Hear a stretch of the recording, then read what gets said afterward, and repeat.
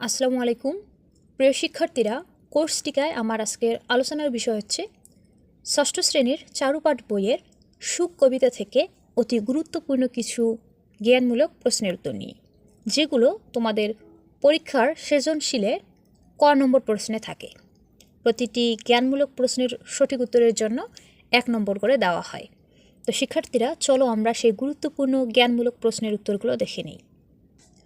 আমরা আলোচনা করছি ষষ্ঠ শ্রেণী বাংলা প্রথম পত্র চারুপাঠ অধ্যায়ভিত্তিক জ্ঞানমূলক প্রশ্নের উত্তর। যে কবিতাটি থেকে আজকে জ্ঞানমূলক প্রশ্ন উত্তরগুলো আলোচনা করব, সেই কবিতার নাম হচ্ছে সুখ। কবিতাটি লিখেছেন কবি কামিনী রায়। শিক্ষার্থীরা, 1 নম্বর প্রশ্নে বলা হয়েছে কামিনী রায়ের কবিতায় কিসের আবেদন পাওয়া যায়? উত্তরে লিখব কামিনী রায়ের কবিতায় মানবিক আবেদন পাওয়া যায়। 2, কামিনী রায়ের কবিতার ভাষা কোন ধরনের? আমরা কবিতাটি পড়ে দেখেছি, ভাষাগুলো খুবই সহজ। তো আমরা উত্তরে লিখব কামিনী রায়ের কবিতার ভাষা সহজ সরল ও সাবলীল। 3, কে সুখ লাভ করবে? উত্তর, যে জীবন সংগ্রামে জয়ী হবে সেই সুখ লাভ করবে। 4, মনের কষ্ট বৃদ্ধি পায় কখন? উত্তর, মানুষ যখন সুখের জন্য কাঁদে এবং নিজেকে নিয়ে ব্যস্ত থাকে তখন মনের কষ্ট বৃদ্ধি পায়।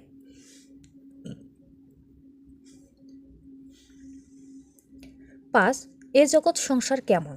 উত্তর, এ জগৎ সংসার সমর অঙ্গন। সমর মানে হচ্ছে যুদ্ধ, অঙ্গন মানে হচ্ছে আমরা বলতে পারি যুদ্ধক্ষেত্র বা মাঠ। সমর অঙ্গন মানে হচ্ছে যুদ্ধের মাঠ বা যুদ্ধের ক্ষেত্র। এই সংসারকে সমর অঙ্গন বলতে যুদ্ধের ক্ষেত্র বলা হয়েছে। 6, বিধাতা কি করতে মানুষকে সৃষ্টি করেননি? উত্তর, বিধাতা কাঁদতে মানুষকে সৃষ্টি করেননি। 7, কবি বীর বেশ ধারণ করে কি বলেছেন? উত্তর, কবি বীর বেশ ধারণ করে যুদ্ধ করতে বলেছেন। 8, কার কারণে স্বার্থ বলি দিতে হবে? উত্তর, পরের কারণে স্বার্থ বলি দিতে হবে। 9, কবি কার কথা ভুলে যেতে বলেছেন? উত্তর, কবি নিজের কথা ভুলে যেতে বলেছেন। 10, সুখের জন্য কবি কি করতে মানা করেছেন? উত্তর, সুখের জন্য কবি কাঁদতে মানা করেছেন।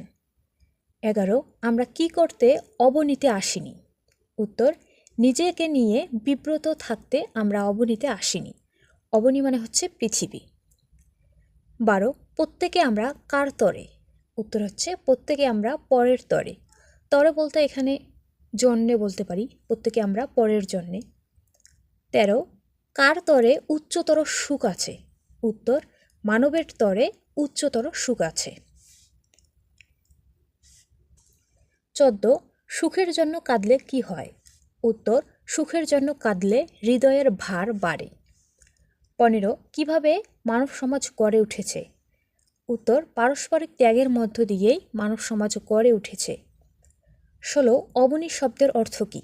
উত্তর, অবনী শব্দের অর্থ পৃথিবী। 17, সংসারকে কবি কি বলেছেন? উত্তর, কবি সংসারকে সমরাঙ্গন বলেছেন। 18, আলো ও ছায়া কাব্যগ্রন্থটির রচয়িতা কে? উত্তর, আলো ও ছায়া কাব্যগ্রন্থটির রচয়িতা কামিনী রায়। 19, বলি শব্দের অর্থ কী? উত্তর, বলি শব্দের অর্থ উৎসর্গ বা আমরা বলতে পারি দান। 20, কামিনী রায় কোন ছদ্মনাম লিখতেন? উত্তর, কামিনী রায় জনৈক বঙ্গমহিলা ছদ্মনামে লিখতেন। 21, কবি কোন বেশে রণ করতে বলেছেন? উত্তর, কবি বীর বেশে রণ করতে বলেছেন। রণ মানে হচ্ছে যুদ্ধ, কবি বীর বেশে যুদ্ধ করতে বলেছেন। 22, কামিনী রায়ের ছদ্মনাম কি? উত্তর, কামিনী রায়ের ছদ্মনাম জনৈক বঙ্গমহিলা। 23, কার জন্য মরণেও সুখ? উত্তর, পরের জন্য মরণেও সুখ। 24, অবনী শব্দের অর্থ কী? উত্তর, অবনী শব্দের অর্থ পৃথিবী। 25, সুখ কবিতাটি কোন কাব্যগ্রন্থের অন্তর্গত? উত্তর, সুখ কবিতাটি আলো ও ছায়া কাব্যগ্রন্থের অন্তর্গত। 26, সুখ কবিতাটির উৎস গ্রন্থ কোনটি? উত্তর, সুখ কবিতাটির উৎস গ্রন্থ হল আলো ও ছায়া কাব্যগ্রন্থ। যেহেতু এই কবিতাটি সুখ কবিতাটি আলো ছায়া কাব্যগ্রন্থের অংশ, তাই সুখ কবিতাটির উৎস গ্রন্থও হচ্ছে আলো ও ছায়া।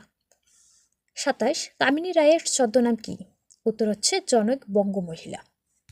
শিক্ষার্থীরা সুখ কবিতার অতি গুরুত্বপূর্ণ জ্ঞানমূলক প্রশ্নের উত্তরগুলো দেখে নিলে আজকের ভিডিও লম্বা করছি না, আজ এখানেই শেষ করছি। ধন্যবাদ সবাইকে।